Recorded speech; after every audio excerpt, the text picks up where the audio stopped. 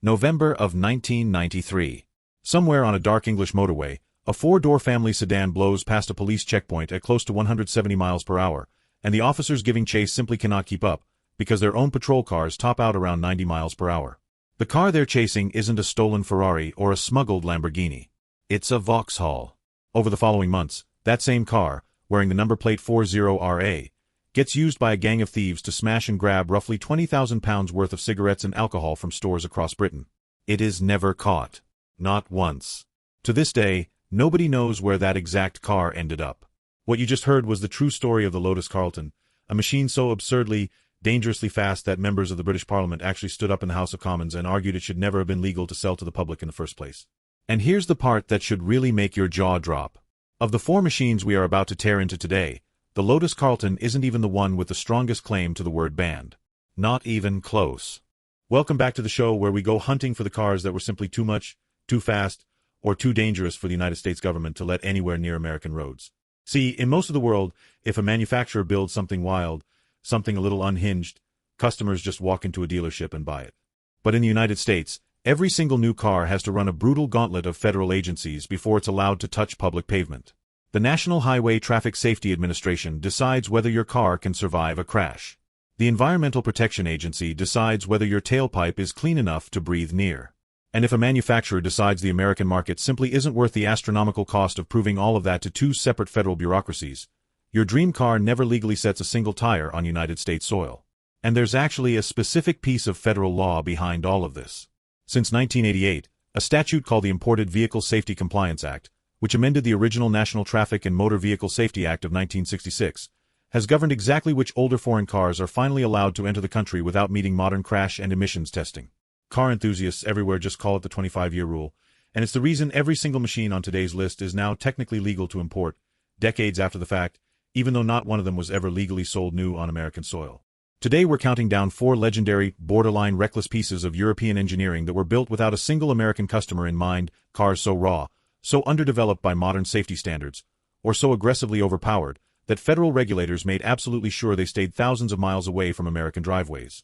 If you're into the sound of turbocharged inline engines and stories about governments trying, and sometimes barely succeeding, to keep genuinely dangerous machines off the street, do yourself a favor and hit that subscribe button right now, because this countdown only gets more intense from here. Let's start the clock. Coming in at number 4, we're heading to Blackpool, England, home of TVR, a scrappy independent manufacturer that has spent decades building some of the rawest, most unapologetically old-school sports cars on the planet. The car in question is the TVR Tuscan Speed 6, built from 1999 through 2006. Under the hood sits a 4.0-liter naturally aspirated inline-six engine, designed and built entirely in-house by TVR itself, producing anywhere from 360 horsepower in base trim up to nearly 400 horsepower in the range-topping Tuscan S variant. That's enough to launch this roughly 2,400-pound sports car from 0 to 60 miles per hour in well under 4 seconds, with a top speed pushing past 190 miles per hour. Here's where it gets genuinely terrifying. Under the direction of owner Peter Wheeler, TVR made a deliberate, very public decision not to fit this car with anti-lock brakes, traction control, stability control, or even airbags. The company's official position was that all of those systems bred complacent drivers, and that raw, unfiltered feedback actually made a car safer to drive fast.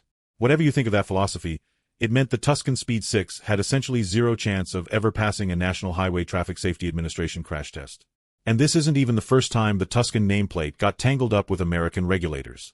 TVR, founded back in 1947 by Trevor Wilkinson and later taken over by Martin Lilly, originally built a car called the Tuscan all the way back between 1967 and 1971, and while the V8-powered version actually found its way onto American roads, the V6 variant, fitted with a Ford-sourced Essex engine, was blocked from American export because it simply could not meet the emissions requirements of its era.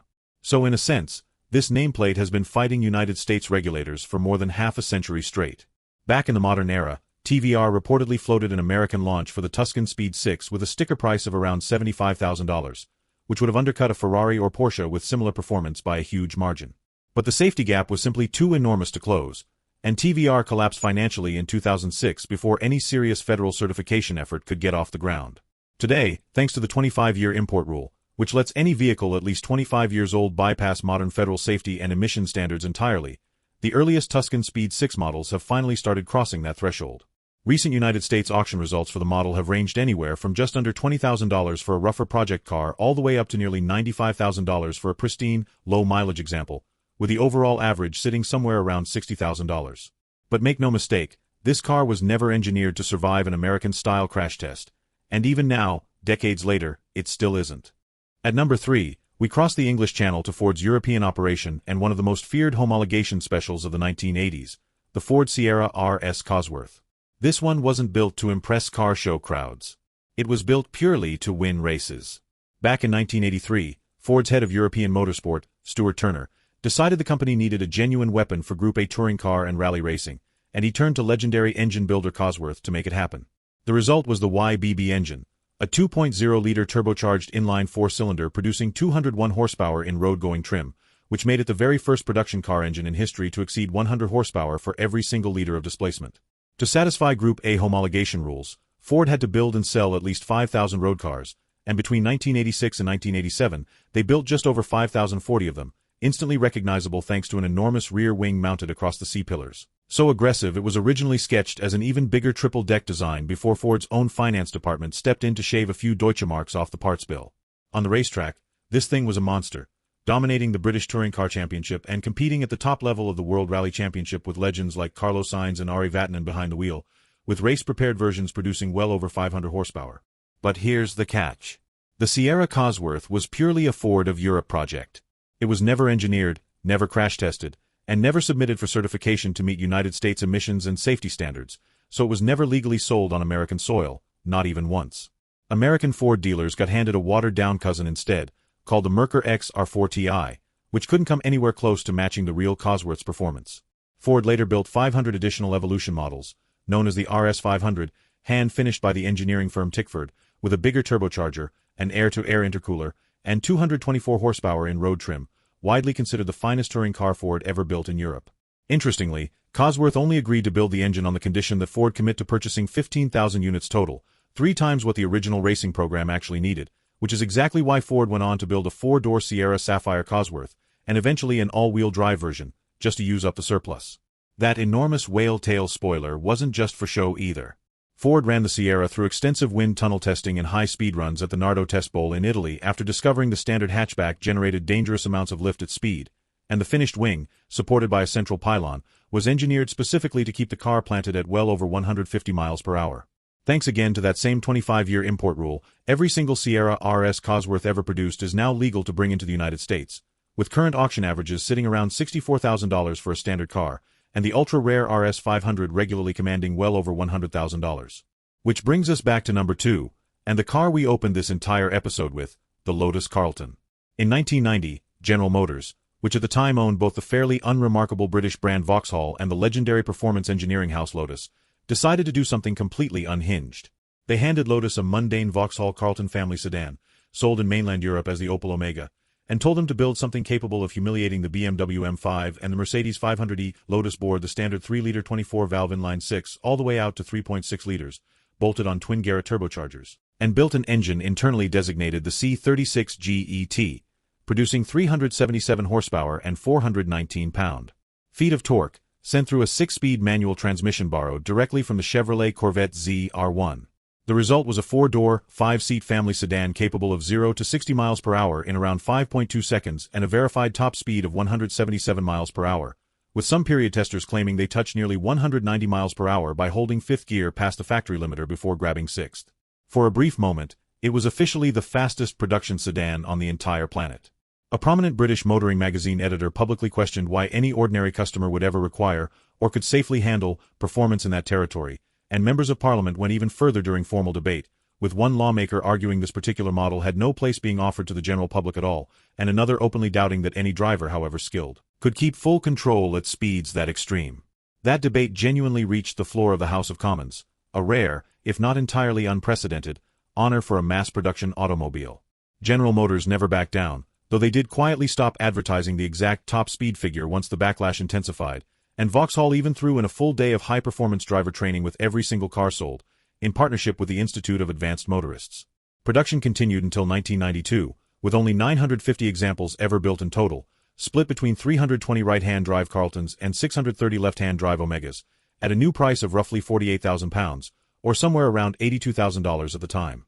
But despite owning both brands involved, General Motors never once pursued federal certification to sell the Lotus Carlton in the United States, simply because it wasn't worth the investment for such a low-volume specialty vehicle. For decades, that meant the fastest sedan on the planet was completely illegal to drive on American roads, until 2011, when the Department of Transportation finally cleared a version for limited entry under its show or display exemption, a program reserved for vehicles of genuine historical or technological significance. By the end of 2017, every remaining Lotus Carlton had crossed the 25-year mark, making the entire model fully street legal in America at last. Today, one of the rarest and most notorious super sedans in automotive history can be picked up in the United States for somewhere between $30,000 and $40,000. An absolute bargain for a car that once outran an entire nation's police force. And now, for number one, our holy grail, and the car with genuinely the strongest claim to the word banned of anything on this list, because unlike every single car we've covered so far, this one was actually sold in America first, and then forcibly kicked back out. We're talking about the original classic Mini Cooper, built by the British Motor Corporation under Austin and Morris badging, designed by the brilliant Alec Issigonis and launched all the way back in 1959. Starting in 1961, race car builder John Cooper partnered with BMC to turn the humble, budget-friendly Mini into a genuine giant killer, culminating in the legendary Mini Cooper S, offered over the years with a range of engines, including a 1.3-liter, 1,275 cubic centimeter version producing 76 horsepower, enough to push this featherweight little car to just under 100 miles per hour flat out. On the racetrack, this thing became an absolute legend, winning the brutal Monte Carlo Rally outright in 1964, 1965, and 1967, and even finishing first, second, and third in 1966 before a controversial disqualification over a headlight technicality handed that particular win to Citroën instead. American buyers loved it too, including some genuinely famous ones, with both Beatle George Harrison and actor Steve McQueen counted among the classic Mini Cooper's celebrity owners. Between 1960 and 1967, the British Motor Corporation officially exported roughly 10,000 left-hand drive Minis into the United States, out of a broader production run that eventually totaled somewhere around 64,000 first-generation Coopers and 19,000 of the faster Cooper S variants worldwide. Then, everything changed. As the calendar flipped toward 1968, the United States federal government, through what would soon formally become the National Highway Traffic Safety Administration, introduced a sweeping new wave of occupant protection and crash safety standards, alongside dramatically tightened emissions requirements under the Clean Air Act. The tiny Mini's interior, its structure, and its underpowered emissions setup would have needed a near-total redesign to comply, an investment the British Motor Corporation simply refused to make for what was, by American sales standards, a low-volume niche import. Instead, BMC quietly pulled the plug, officially discontinuing United States sales at the end of the 1967 model year, and shifting its American attention toward the larger, more profitable Austin America instead. Just like that, one of the most beloved small cars in automotive history got legislated straight out of the American market. Remarkably, Canada's slightly more lenient rules allowed BMC, and later British Leyland, to keep selling the classic Mini there for roughly another decade, meaning Americans literally living within driving distance of the border could still buy the very car their own government had just outlawed. The classic Mini nameplate itself would not officially return to American showrooms until the modern, BMW-owned Mini brand relaunched the car entirely from scratch in 2002, as a much larger, fully crash-tested, thoroughly modern machine that shared little beyond a name and a spirit with the tiny original. The classic Mini went on to become a global cultural icon anyway, immortalized forever in the 1969 heist film The Italian Job, where three Mini Cooper S cars famously outmaneuver the Italian police through the streets, stairways, and sewers of Turin while hauling 3 tons of stolen gold bullion. And here's the wildest part of this entire story. That same tiny, federally rejected economy car has become one of the most fiercely collectible classics on Earth. Original Mini Cooper S models regularly change hands for tens of thousands of dollars today, and in 2026 alone, a pristine 1965 example crossed the auction block for an eye-watering $195,000. A car the United States government once decided was too unsafe and too dirty to keep on sale is now one of the most sought-after little machines in the entire collector car world.